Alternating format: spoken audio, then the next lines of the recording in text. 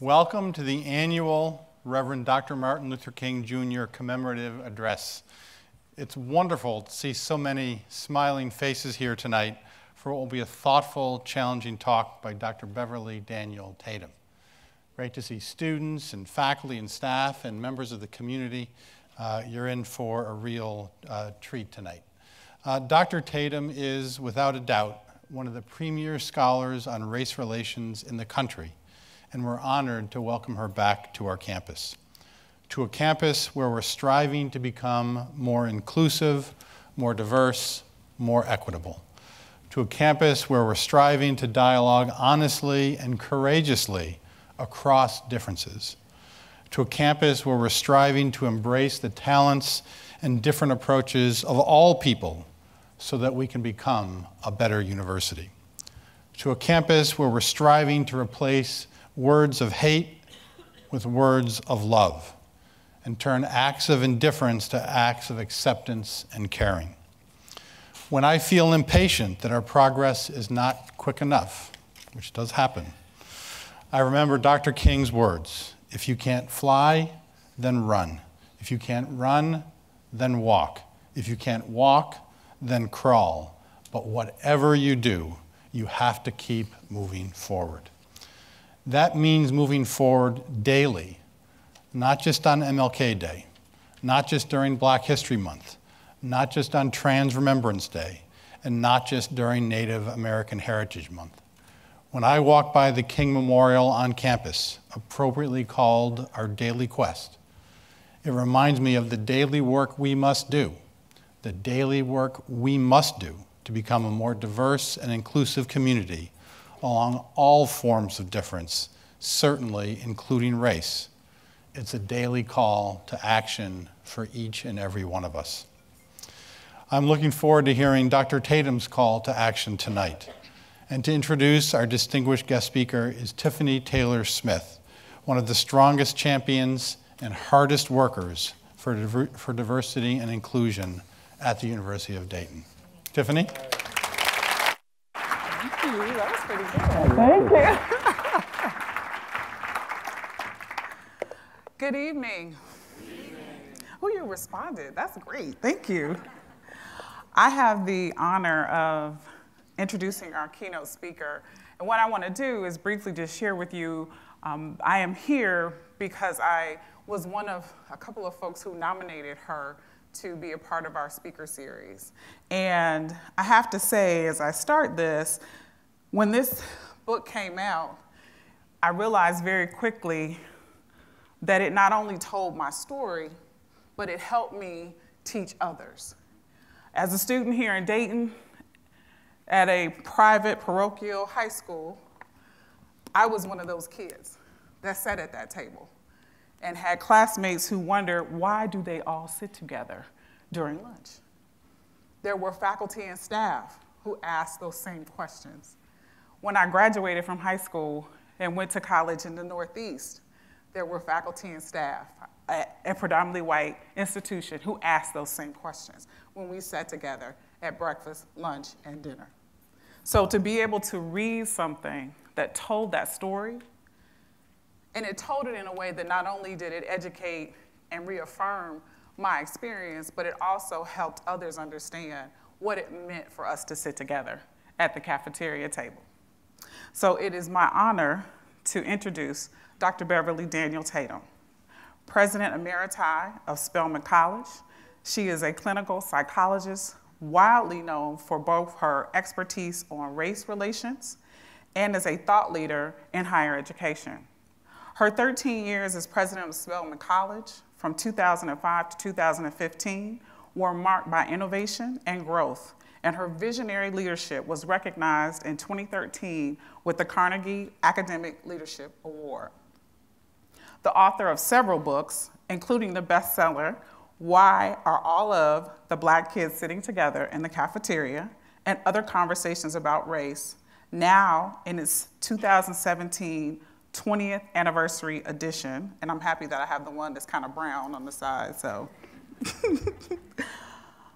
She is also author of Can We Talk About Race? And Other Conversations in an Era of School Resegregation, 2007. Tatum is a sought-after speaker on topics of racial identity development, race and education, strategies for creating inclusive campus environments, and higher education leadership. She holds a BA degree in psychology from Wesleyan University and MA and PhD in clinical psychology from the University of Michigan, as well as an MA in religious studies from Hartford Seminary. Over the course of her career, she has served as a faculty member at the University of California, Santa Barbara, Westfield State University, and Mount Holyoke College. Prior to her 2002 appointment as the president of Spelman, she served as dean and acting president at Mount Holyoke College. In spring of 2017, she was the Mimi and Peter E. Haas Distinguished Visitor at Stanford University. She is married to Dr. Travis Tatum, and they are the proud parents of 2 adult sons. Please join me in welcoming Dr. Beverly Daniel Tatum.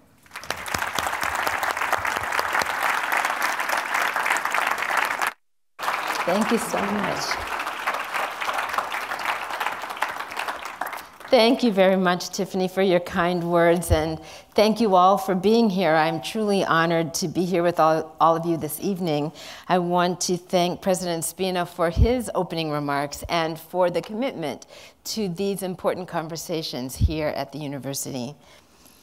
The title of my talk is inspired by the book you see in front of you, the book title. You see a picture, of course, of Dr. King, and the title of his last book, Where Do We Go From Here? Chaos or Community, which was published in 1968. More now, 1968 is now almost 51 years when the book came out. Now that it's 2019, and this book, even though it is more than 50 years old, still offers important insights. And you will hear what the source of my inspiration for this title is shortly, but I want to tell you I gave my talk a title, and that title is, I like long titles, as you heard about my books. The title of this talk is Closing the Empathy Gap, Community Building Through Dialogue. And how was it inspired? Where did I get this idea of the empathy gap? It came from Dr. King's book. I'm going to read you a quote. He wrote, "A vigorous enforcement of civil rights will bring an end to segregated public facilities, but it cannot bring an end to fears, prejudice, pride, and irrationality, which are the barriers to a truly integrated society." He went on to say, "In the final analysis, the white man cannot ignore the Negro's problem because he is a part of the Negro and the Negro is a part of him. The Negro's agony diminishes the white man and the Negro's salvation enlarges the white man. What is needed today on the part of white America is a committed altruism which recognizes this truth. True altruism is more than the capacity to pity. It is the capacity to empathize. Pity is feeling sorry for someone. Empathy is feeling sorry with someone. Empathy is fellow feeling for the person in need, his pain, agony, and burdens. I doubt if the problems of our teeming ghettos will have a great chance to be solved until the white majority, through genuine empathy, comes to feel the ache and anguish of the Negro's daily life." Though marked by its dated language, we don't use Negro, and his language is clearly dated. We can place it in 1968. But despite that, he speaks to an empathy gap which still exists, and perhaps is even larger today than in 1968. And so you might ask, well, why do you say that? Almost 51 years after the April 4th, 1968 assassination of Dr. King, we find American society in a state of increased polarization, driven by divisive rhetoric from political leaders and choose-your-own-side cable news programming. Racial tensions have been fanned by the intentional manipulation of social media, we now know, including efforts by foreign agents to encourage the viral spread of false information. In fact, an analysis of more than 3,500 Facebook ads purchased by the Russian-based Internet Research Agency during and after the 2016 presidential election revealed that more than half, 55%, made express references to race with the intent of fomenting further racial discord. The demographic changes of the last 50 years serve as the backdrop for the current political discord. In 1954, the year when I was born, and certainly during the time when the Civil Rights era was launched, the US population was 90% white, 10% everyone else. Today, that chart looks like this. Latinxes have become the largest population of color, the orange on the chart, approximately 18% of the total US population, with African Americans, the gray section, about 13%. The yellow section, currently at 6%, represents Asian Americans, which are now the fastest growing segment of the US population. And the little sliver, blue sliver, represents Native, the indigenous population. It's not shown on my chart, but only 1% of babies were multiracial in 1967. Today, 10% of US babies are categorized as multiracial. So we see there's been a rapid shift in the population percentages, and this rapid shift has fueled fears for some people, fears of some whites perhaps, of being outnumbered by those they've been historically taught to fear. As the population of color increases, the deeply held idea of America as an exclusively white nation, built on the assumption of white supremacy, is being challenged, requiring a significant paradigm shift for many. Even the 2008 and subsequent 2012 election of President Barack Obama frightened some people, as it challenged the notion of white political control. His election only made possible because of cross-racial coalitions and high voter turnout within communities of color. Though political divisiveness does not always fall along racial lines, we know that the voting patterns in the 2016 presidential election revealed that voters of color in general, Black voters in particular, overwhelmingly favored the Democratic candidate, while the majority of white voters across gender as well as socioeconomic categories voted for Donald Trump, the Republican candidate, successfully, as we know, propelling him into the presidency. As a presidential candidate competing for the Republican nomination, Donald Trump stood out among his competitors in his use of derogatory stereotypes to characterize Latinx, African American, and Muslim communities. And even as we speak, we know he is advocating for building a wall along the US-Mexican border. He's argued for widespread deportation of undocumented residents and has pushed for a ban on all Muslim immigrants. His rhetoric during the 2016 presidential campaign was particularly embraced by neo-Nazi and white supremacist groups, sometimes referred to collectively as the alt-right. And in the months immediately following Trump's election, there was a documented increase in hate crimes and racial harassment, including the June 2017 Unite the Right rally, which drew neo-Nazis and avowed white supremacists to Charlottesville, Virginia. And of course, you will recognize this photo from that rally, resulting ultimately in a clash with counter-protesters that turned deadly when one of the white supremacists intentionally drove a car into the crowd of counter-protesters. Yet the empathy gap I'm talking about does not have its origins in the 2016 election. It goes back further than that. And there are other factors at play. The first 2 decades of the 21st century have been marked by the national trauma of 9/11, the terrorist attack we experienced in 2001, and subsequent acts of domestic terrorism, as well as the financial collapse of 2008. The Great Recession, as it's now known, shook the ground of many, but it had a disproportionately disastrous effect for many Black and Latinx families. Not only did many families of color lose their homes, they also lost their jobs in the Great Recession. The cumulative result is the largest racial wealth gap between whites and people of color in the last 25 years. Home ownership, a main driver of wealth accumulation, is an indicator of the growing economic disparities between blacks and whites in particular. According to the US Census Bureau, by the end of 2017, the home ownership rate for whites was approximately 73%, while the black rate of home ownership was 42%, the largest gap in this measure of financial well-being since World War II. National anxiety and growing economic distance are part of the empathy gap story. Another factor, perhaps more significant, in creating and maintaining the empathy gap is persistent segregation of neighborhoods and, as a result, schools. Despite the rapid diversification of the US population, old patterns of segregation persist, or as I like to say, new faces, same places, most notably in schools and neighborhoods. More than 65 years, May 2019 will mark the 65th anniversary of the 1954 Brown versus Board of Education Supreme Court decision, which made school segregation unconstitutional.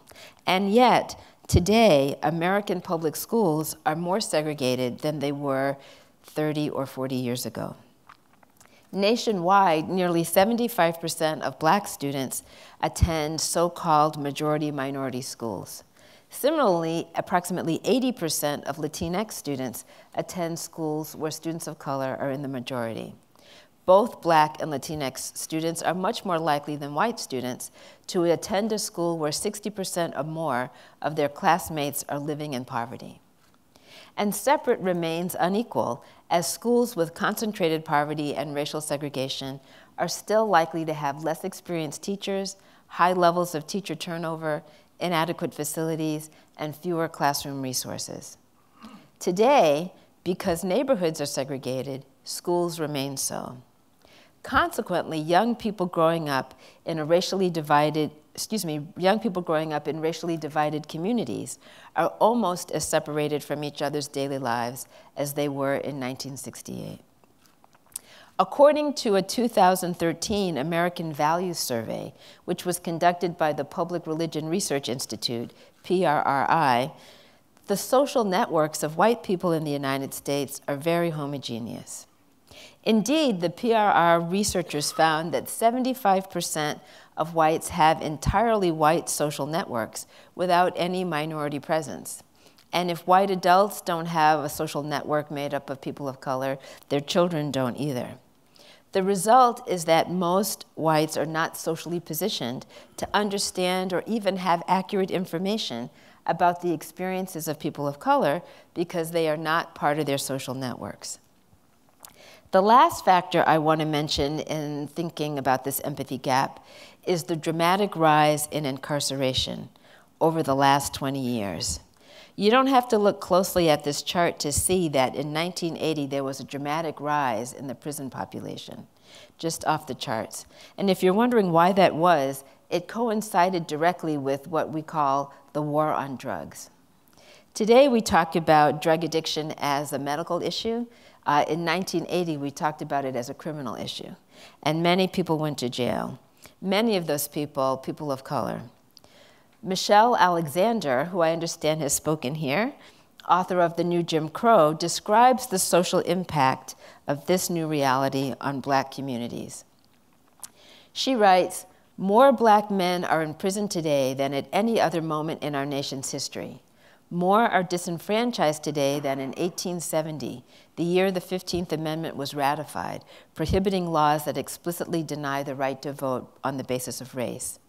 Young black men today," she writes, "may be just as likely to suffer discrimination in employment, housing, public benefits, and jury service as a black man in the Jim Crow era, discrimination that is perfectly legal because it is based on one's criminal record.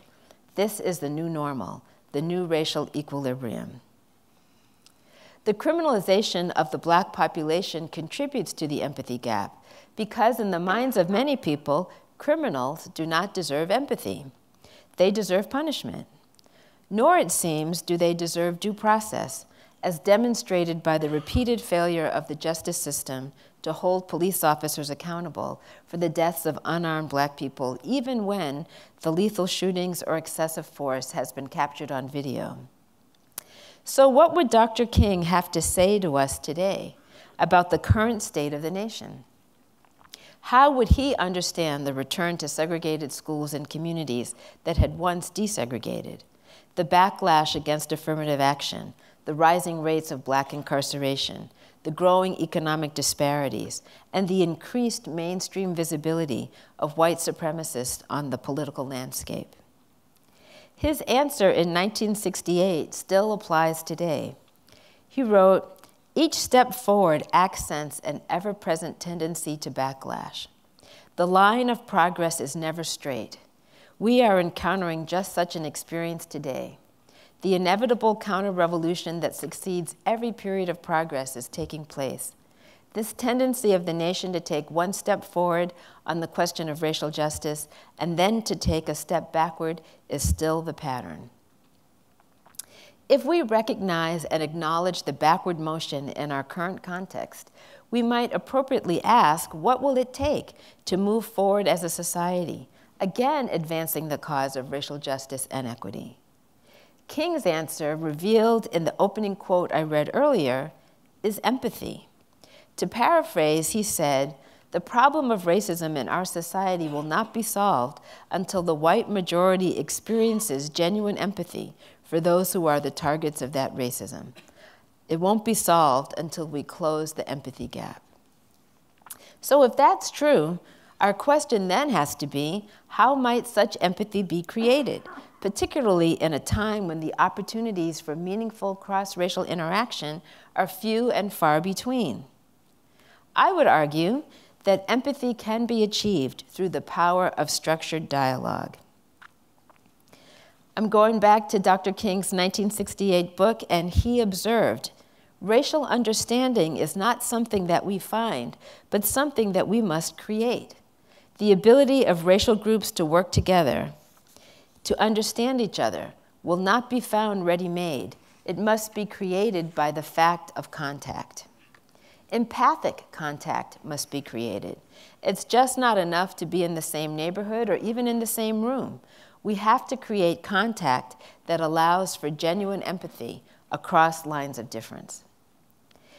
In the face of continued racial separation and increased segregation, there are three things we should do to help the moral arc of the universe bend toward justice again. The first, face the truth of our collective history. We must continue to expose the past and present manifestations of institutional racism. We cannot run from the past and hide from the way that our collective history, as represented by the racially discriminatory policies and practices of the past, continues to shape the present. I'm not a historian, I'm a psychologist, but I think the one thing that historians and psychologists have in common is that we both know the present is shaped by the past.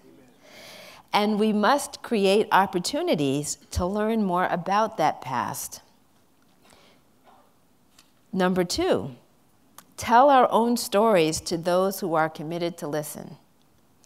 We need to create opportunities to tell our own stories in environments where there is a commitment to listen, because listening is a prerequisite for the development of empathy that will lead to constructive action, and none of us wants to talk if the other party is not listening, right? But what we know is that while some people act against injustice because it's the right thing to do, most people take action because they care about someone who is being impacted. To mobilize more champions of social justice, we have to expand that circle of care. And number three, take action together with others committed to social change. We need to talk, we need to listen, and then we need to act. All three are important. Dialogue is a uniquely powerful tool to achieve all three goals. Certainly, mass action, such as the organized protest marches of the 50s with thousands of people participating, can be effective. We've seen a contemporary example of that in the March for Our Lives, organized by the teenage survivors of the Parkland school shooting, which took place in Florida this past spring. Protesting gun violence in schools and advocating for responsible gun control policies, the young marchers, the majority of whom were white, mobilized hundreds of thousands of people who threatened to use the power of their vote to bring about change. Through their action, they gained the attention of legislators and policymakers and were lauded by many who saw their speeches on television and identified them as like someone they cared about. You heard people saying things like, "That could be my daughter, that could have been my son," and empathized with their grief and pain as they publicly mourned their fallen classmates. But when the person doesn't look like you or someone you care about, the response is different, as when Black teenagers and others marched to protest the police shootings of unarmed Black people, some victims just teenagers themselves. The response was not an empathic one, it was a militarized one, as they were viewed as troublemakers, even labeled sometimes as terrorists.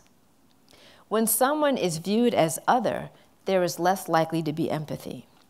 In order to bring about genuine change, we need genuine empathy. Chaos or community. Our only healthy choice is to build a bigger tent, a larger circle, a more inclusive sense of community. And focused dialogue is the tool of choice for that community building.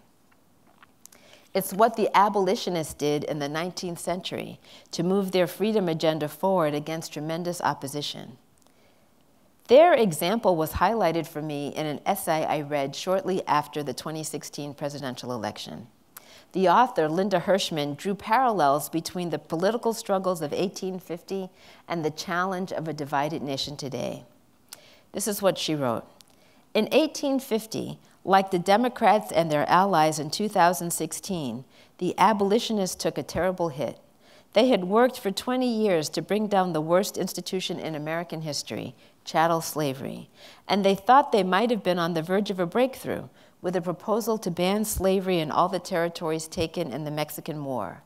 But in the Compromise of 1850, Congress basically handed those territories to the pro-slavery forces, and with an updated Fugitive Slave Act, it conscripted every Northern citizen into an army of slave catchers, obliged to aid in sending Black people back to the slaveholding South.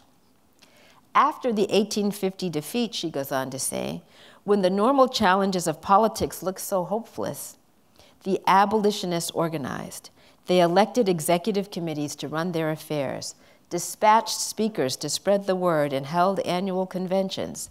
They held fairs, like the one advertised in my slide here, to raise money and sell goods made without slave labor. Then they started going door to door with petitions. The pro-slavery Congress forbade them from delivering those petitions, but that didn't matter. Each time a woman approached a neighbor about signing, she got a chance to publicize slavery's cruelty. In other words, each time a woman approached a neighbor, she got a chance to create a sense of empathy in her neighbors for those who were enslaved. The direct engagement of neighbors and friends through the spread of personal narratives was a key to their success. In the same way, we must create the space for the sharing of personal narratives to break down walls and reunite America, creating a shared vision of true democracy, not yet realized. Some of you were perhaps at the breakfast this morning, and this morning I'm going to repeat something I said this morning, which was that social scientists know that those at the bottom of any hierarchy usually know more about those at the top than those at the top know about those at the bottom. And it's easy to understand why. The maid that cleans her employer's house will know a lot more about the employer than the employer is likely to know about her. She sees the inside of that house and every room in it, but it's entirely possible that the employer has never been to the maid's house or visited her neighborhood and may not know much about the maid's life away from her job. When we don't know the stories of those at the bottom of the hierarchy, our knowledge is incomplete, not just because we don't know the stories of those at the bottom. It's incomplete because if we don't know the stories at the bottom, we can't truly know the stories of those at the top, because the stories are linked. We have to fill in those knowledge gaps because if we don't know those stories, we don't understand what those affected are talking about. And without that knowledge, you can't have empathy. And without empathy, you're not likely to take constructive action. The development of empathy requires listening to each other's life stories. But some stories are hard to hear. I told one story this morning. You're not going to hear that one again. For those of you who were there, I've got a new story for you. This one is also hard to hear, and it comes to us from Georgetown University in Washington, D.C. In a very tangible way, those at the bottom of the hierarchy made it possible for those at the top to be educated at Georgetown. Founded in 1789, it's the oldest Catholic institution of higher education in the United States. In 1838, facing financial ruin, the Jesuit priests in charge of Georgetown paid the school's debts by selling 272 of the enslaved Africans under their control, netting $115,000, what would be $3.3 million in today's currency.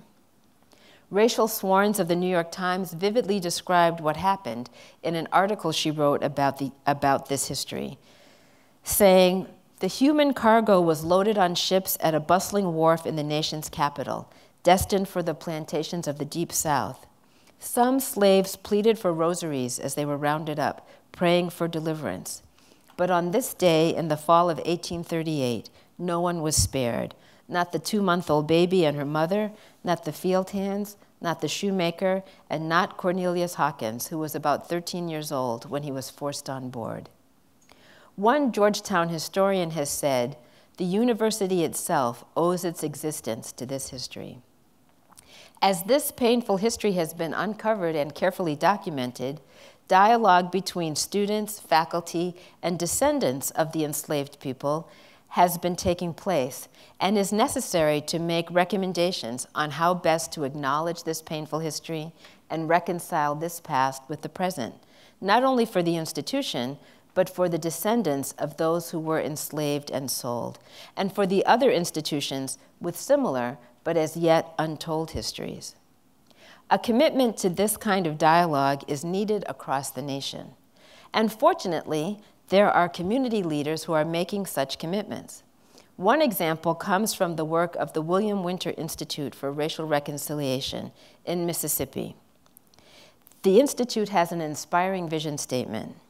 It reads, "Envisioning a world where people honestly engage in their history in order to live more truthfully in the present, where the inequities of the past no longer dictate the possibilities of the future. We envision a world where people of all identities are treated equally, where equality of and access to opportunity are available and valued by all, where healing and reconciliation are commonplace and social justice is upheld and honored. We acknowledge and recognize that it is not enough for us to be intentional, but we must be purposeful in making this vision a reality, not only for Mississippi, but for all people." The Welcome Table, a community building program of the Institute, is part of that purposeful action. The idea for the Welcome Table can be traced back to Philadelphia, Mississippi in 2004, when the 40th anniversary of the Mississippi Freedom Summer of 1964 was approaching. In June 1964, 3 civil rights workers were murdered: James Chaney, Andrew Goodman, and Michael Schwerner, 1 black Mississippian and 2 white students from the North. Though a local Klan leader had bragged about ordering the killings, no one was ever charged with the crime. With that historical backdrop, the community was in disagreement 40 years later about how to commemorate the town's role in the struggle for civil rights. 2 community leaders, the NAACP president, who was black, and the newspaper editor, who was white, joined together and reached out to the Winter Institute for help. The executive director, Susan Glisson, responded by helping to facilitate community storytelling sessions where participants were able to build trust among each other and to create an oral history project for the town. Importantly, they decided together to lobby local officials to reopen the case and prosecute the Klan leader, who, after 40 years, was eventually brought to justice. The lessons learned from those experiences led to the welcome table framework in use today. The three phases they talk about include: 1, a period of trust building across racial lines. Trust building does not happen instantly, and they accomplished it through a series of monthly meetings and a weekend retreat built around a curriculum of structured storytelling. Then they had a period of planning and implementing a community building group project. In their case, it was an oral history. In others, it's been an after-school mentoring program or a community garden, something that brings the people who've been sharing their stories together to work together on a project. And then finally, taking action on something, developing an equity action plan. In the example I offered you, it was the plan to open that case and have it re-prosecuted. In other cases, it's been addressing a policy or practice that's perpetuating inequity in the community. Participants say that the face-to-face nature of the interaction is a welcome antidote to the disconnection many people feel in our digitally driven society. And connection offers hope for action. Said one, when you have a group that has some commitment to each other, the group becomes aware of so much in our culture that needs to be worked on. It's like, I was blind to all of this, and now I see it. It compels people to action. In the spirit of abolitionists who went door to door, often motivated by their religious beliefs, Latasha Morrison, the founder of Be the Bridge, has created a grassroots organization rooted in her Christian faith tradition that encourages the creation of bridge builder dialogue groups in local communities focused on racial reconciliation, with discussion guides and other resources available on the website, which is called beabridgebuilder.com. And like Dr. King, Morrison recognized the fundamental empathy gap that comes from limited interracial contact.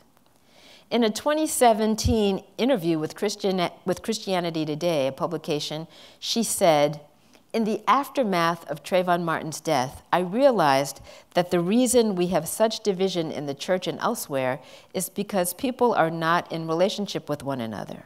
We're not in proximity. When you don't have friendships," she said, "you assume things about people who are different than you culturally. You won't have empathy because you don't know anyone who looks like that, or anyone that worships that way, or anyone that dresses that way." Since its founding in 2014, Be the Bridge has grown rapidly, with hundreds of dialogue groups meeting across the US and Canada, and thousands of online subscribers accessing the resources provided there. In the secular world of higher education, Intergroup Dialogue is also emerging as an effective tool for building bridges and perhaps reducing what Dr. King referred to as the fears, prejudice, pride, and irrationality, which are the barriers to a truly integrated society. The University of Michigan is widely acknowledged as the intellectual home of intergroup dialogue programs on college campuses. As defined by the Michigan Scholar Practitioners, an intergroup dialogue is a facilitated face-to-face encounter that seeks to foster meaningful engagement between members of two or more social identity groups that have a history of conflict. It could be whites and people of color, it could be Muslims and Jews, it could be heterosexuals and people who are part of the LGBTQ+ community. These groups, however, these engagements, this intergroup dialogue, is offered as a 3-credit course at the University of Michigan, where the intergroup dialogues are carefully designed to engage students in careful listening and shared exploration of the meanings of social identities, conflict, community, and social justice in those contexts. The Michigan program is now 30 years old and has been replicated at other institutions, and variants of the dialogue program have spread to other campuses. So the natural question is, does dialogue lead to social action? The research evidence suggests the answer is yes.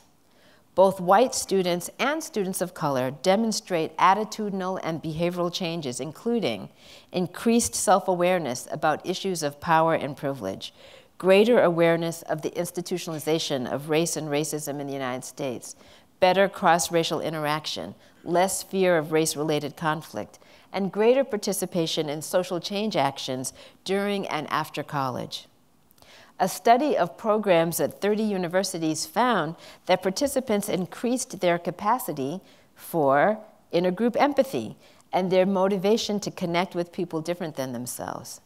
This is especially significant since longitudinal research shows that these changes endure for years, far beyond the time of participation in the dialogues. So can these efforts to promote dialogue work on a larger scale in communities outside the structure provided by a school or university? Everyday Democracy, another organization, everydaydemocracy.org, knows from experience that they can. Everyday Democracy is a national organization that has been working since its founding in 1989 to strengthen democracy by making authentic engagement and public participation a permanent part of the way we work as a country.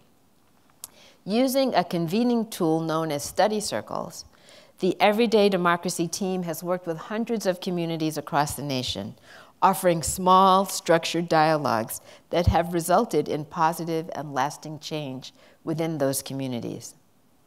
Approaching their work through the lens of racial equity, their goal is to help participants gain the knowledge they need to understand the problem of racism in their community, the personal relationships they need to care about the problem, and the motivation required to take sustained action. The Kellogg Foundation is another national organization that wants to take these efforts to scale. They have a project called America Healing, and the Kellogg Foundation, as you may know, is one of the nation's largest private foundations, and over the years spanning 2007 to 2017, it has invested more than $200 million in organizations working to heal racial divisions in the United States. At the heart of their mission is the recognition that it will be necessary to rid ourselves of the belief in a racial hierarchy of human value and replace it with the belief in a shared common humanity, a task much easier said than done. But core to the success of the social transformation that is being described is the more complete telling of American history and developing our capacity to listen to another person's perspective. It is the cultivation of the capacity to listen that is central to the practice of dialogue, perhaps the most effective tool for change in the 21st century.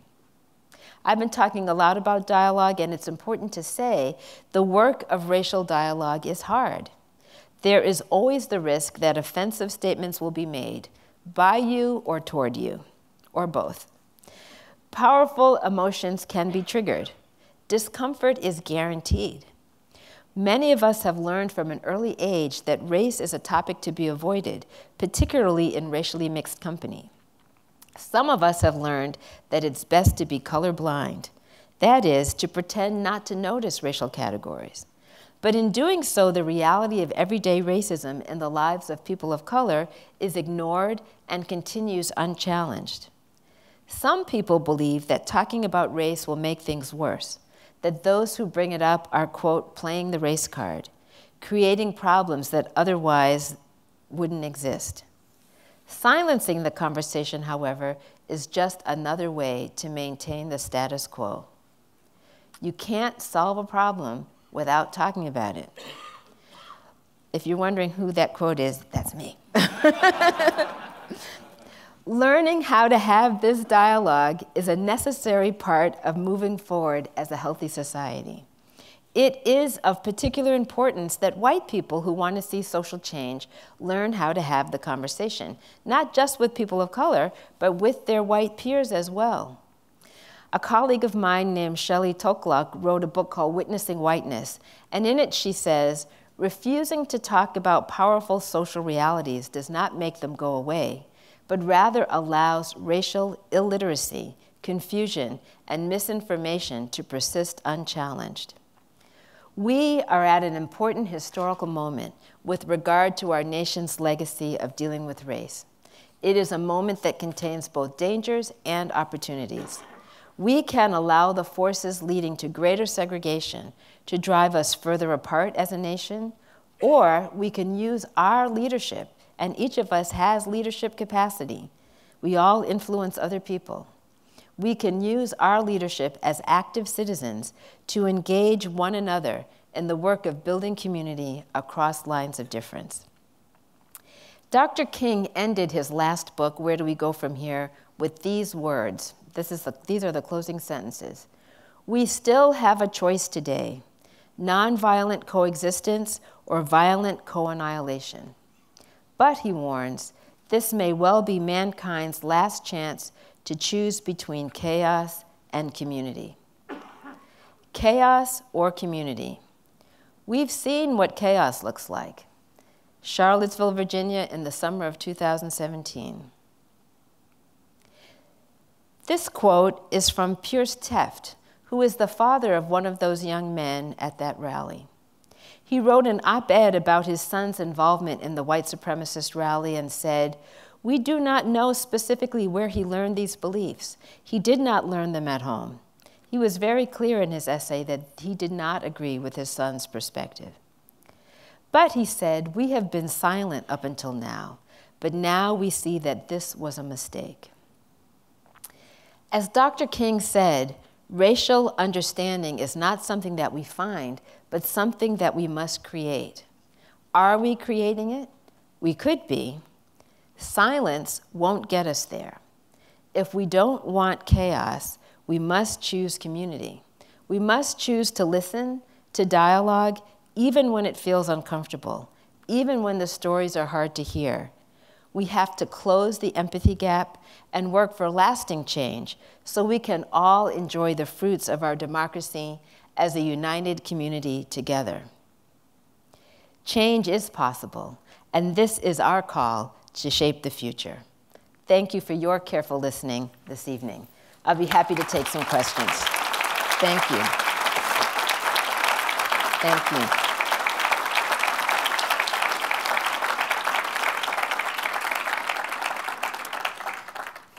We have a little time, I'm told, for a few questions, and there are microphones in the aisles. If you are interested in asking a question, you can certainly go to a mic, or you can speak loudly and I'll repeat it, if the microphone seems just too far away.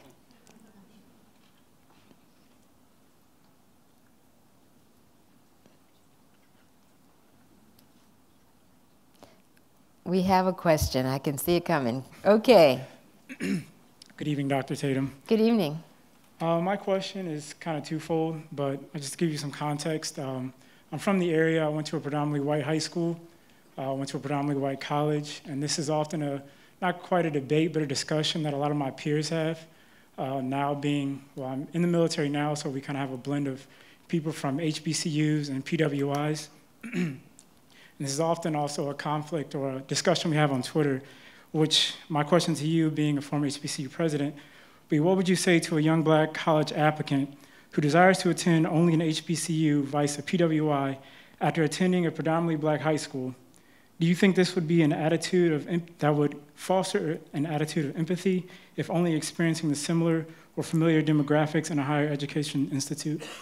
Well, I think there's two things to say about that. So let me start by saying that, you know, there are not enough HBCUs for everybody who wants to attend one, right? So I, as the president of Spelman College, used to tell young women regularly that if you want to be at a school where you're at the center of the educational experience, if you're a young woman of African descent and you want to be at a school where you can say, this place was built for me, then you need to consider Spelman College, right? Because that's one of only 2 historically black colleges for women, and it's going to provide a unique experience that you can only get at Spelman. That said, Spelman has 2,000 students, and there are a whole lot of young women who want to go there. Not everybody can, right? So I find myself often talking at PWIs about how can PWIs make themselves a welcoming environment for all its students, including those students who might have wanted to come to Spelman but ended up someplace else, right? So that's one way of thinking about that not everybody who wants to gets to. That said, If you have been in an environment that is largely black, let's say you went to one of those majority-minority high schools in an urban area, one of nearly 75% of black students in public schools are attending largely what we call majority-minority schools.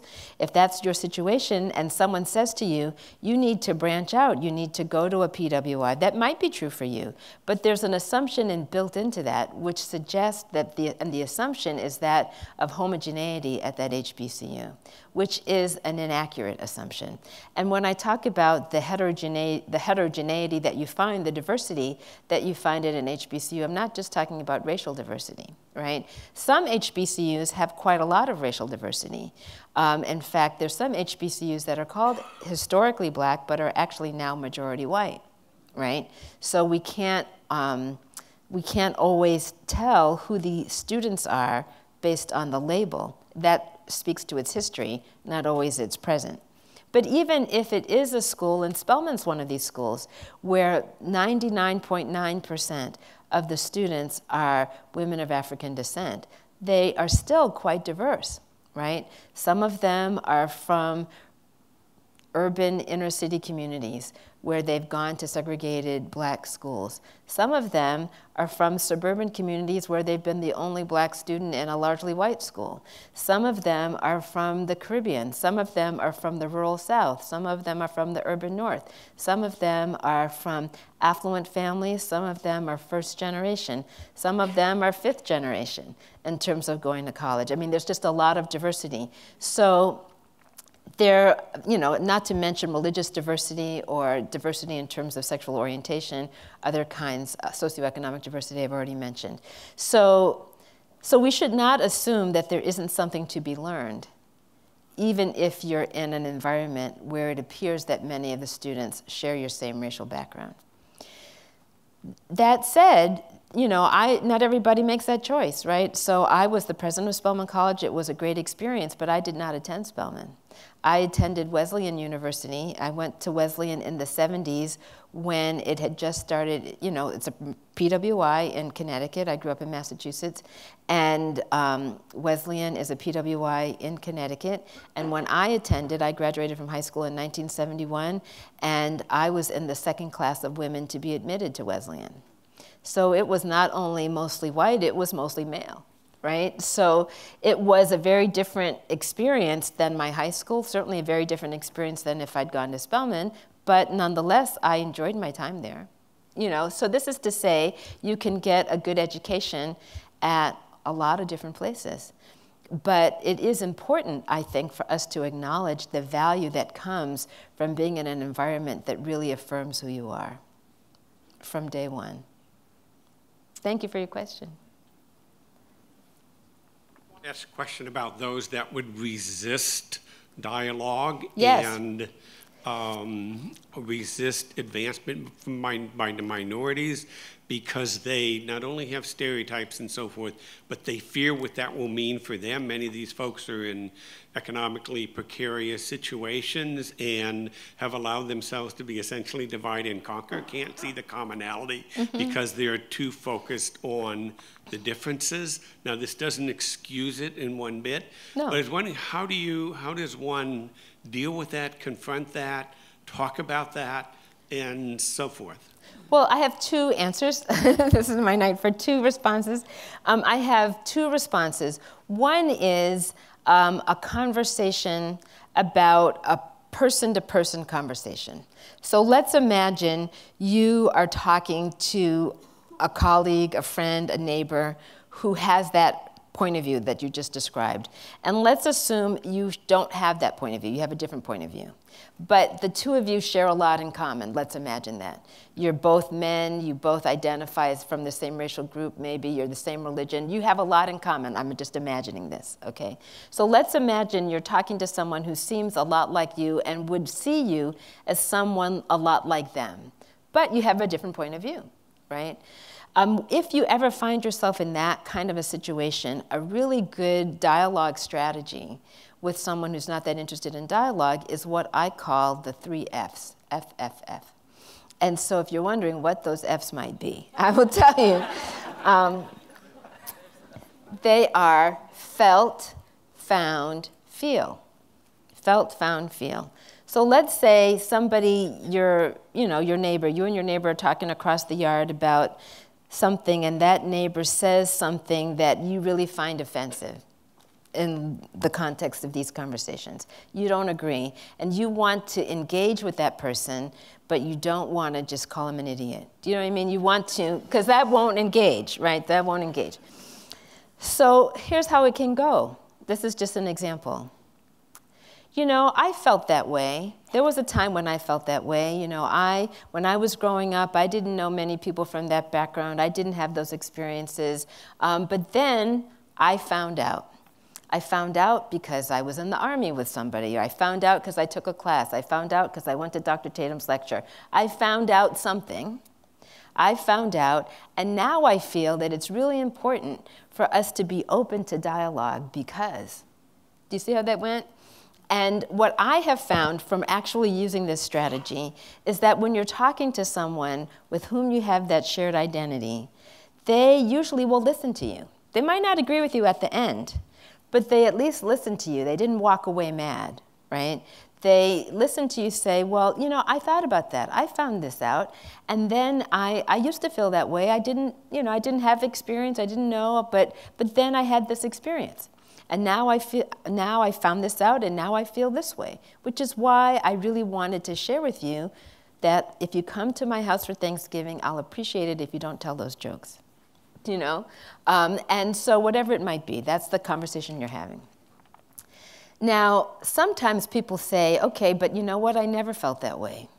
I cannot with authenticity say, you know, I felt that way because I just never did. It was so offensive, that idea that person had. A slight variant is like this. I know many people feel that way. But I found out, you know. So that's one answer. But another answer I have is for an organization. You know, I speak at a lot of places, not just at colleges and universities, but sometimes, you know, in other kinds of organizations. And people will say, you know, the people who most needed to hear you weren't here tonight. Maybe some of you have friends or colleagues who you wish had been here and weren't. And maybe they didn't come because they weren't interested, you know, whatever was on their issues, I don't know. And sometimes there's this sense, and people will sometimes actually say, you know, I feel like you've been preaching to the choir. And I like to say, the choir needs rehearsal, okay? Because let's imagine you all are the choir. If you're not singing well, nobody wants to sing with you, right? But if you are singing really well, sounding good, you know, having cross-racial friendships, seeming to enjoy life in ways that your friends are not, doing things that are making a difference, people will want to know, like, what's in the water you've been drinking? You know, like, what is it that you're doing? And how can I be a part of that? Now, there's some people who will never want to be a part of it, and that's okay, because if the choir's loud enough, those other people get drowned out, right?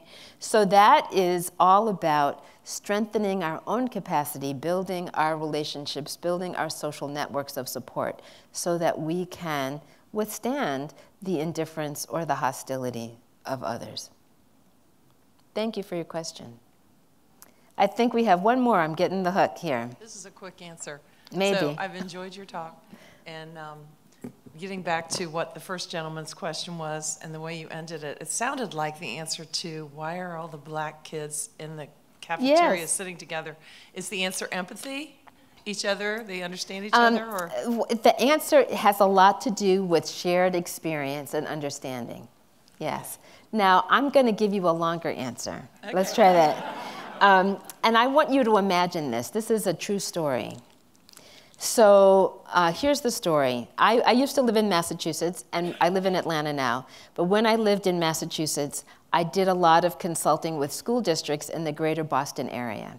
And if you know anything about greater Boston, maybe, I don't know if Dayton had this, but Boston had, still does, has a voluntary desegregation program known as METCO. And the METCO program basically involves busing students Black and Latino students from Boston into the suburban communities, pretty affluent communities, places like Wellesley and Newton and Needham. If you know anything about the Boston area, there's this ring of very wealthy suburbs immediately around the city of Boston, mostly white suburbs, very highly regarded public high schools or school districts, and kids are bused there. So this story I'm about to tell you involves an 8th grade girl, Black Boston student, participating in a MECO program, and so she's in one of these white suburban school districts. And one of the problems in that situation, just one of the logistical problems, is that it's hard to stay for events after school because you're bused there, and if you're dependent on a bus to get home, you can't always, stay after. So this was a district that was trying to increase the social connection for the Boston students, and there was a social event after school, a dance, like an 8th grade dance, happening after school.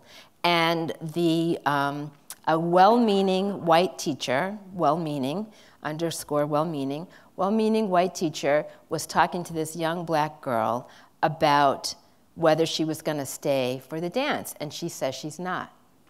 And so he's trying to encourage her to go, and she's like not wanting to go, and for who knows why she doesn't want to go, but he's trying to encourage her.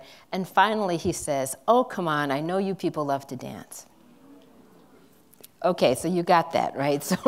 So this is a problem. She experiences this comment in today's language as a microaggression. She's offended by it, and she is upset. Now let's imagine, that part is true, the rest is my imagination. Let's imagine that she's walking down the hall and she runs into her white friend. Now, one of the things about these kids who come from the Boston, the MECO program, they come often like as first graders. So they've known the kids in the district since they were all little together. So she sees an 8th grade girl she's known since they were in kindergarten, and that 8th grade girl, white girl from the town, she's upset, sees her friend's upset. And she says, let's call her Debbie. She says, "Debbie, why are you upset?" And Debbie tells her what has just happened with the teacher. And the friend, I'm calling her Susan, Susan says, "Oh, Mr. Smith didn't mean it.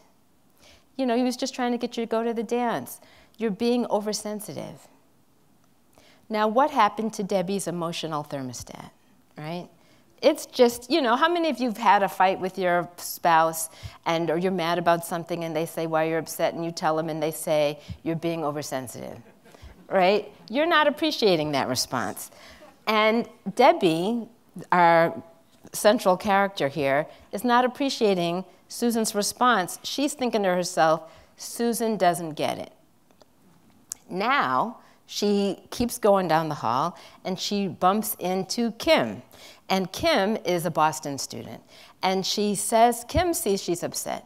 And Debbie tells Kim what has happened with Mr. Smith, and maybe also what happened with Susan. And Kim says, "I can't believe he said that to you. He said the same thing to me yesterday." They're going to lunch together, right? Now they're sitting together in the cafeteria.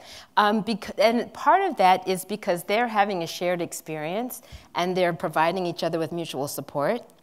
But let's imagine if Susan had said, this is the white girl, if Susan had said, "I can't believe he said that to you. Where did he get that stereotype? Mr. Smith really needs to get over himself." The two of them are going off together, right? So part of the reason they're sitting together is not just that they're finding social support from a shared experience, it's also because their white friends are clueless. And so if the white friend had been able to respond as an ally, if she'd known enough, if she'd been aware enough to be able to do that, they might have been able to stay in connection with each other. So it's a both and. Thanks a lot. Thank you. Thank you. Thank you all for your attention. It's been a pleasure to be here. Thank you. Thank you so much. Thank you. Thank you all for being here. I think we've all received our call to action. Please, another round of applause for our distinguished speaker.